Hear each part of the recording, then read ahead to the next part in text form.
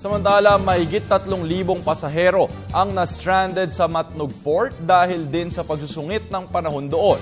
Si Grace Refama Simando ang ating tagapagbalita. Araw pa ng Sabado, nagsimulang umulan dito sa Bilandia. Unay hindi naman sa lakasan pero kalaunan hanggang Linggo at hanggang Lunes ay buong Bicol na ang maulan.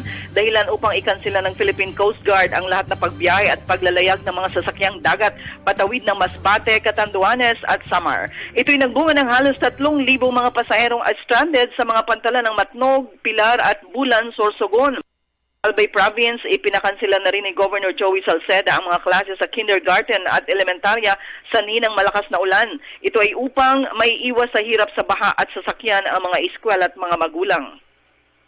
Samantala, magulo ang Camarines Sur 2 Electric Cooperative o Casureco 2. Mas lalong lumakas ang pagnanais ng Naga City Hall na lumayas na sa pwesto ang mga kasalukuyang Board of Directors ng Casureco 2 dahil wala silang magawa upang makapaghanap ng mga power suppliers na mas mababa ang rate ng kuryente. Tuloy sa buong Bicol Region, ang Casureco 2 ang may pinakamataas na singil sa bawat kilowatt hour.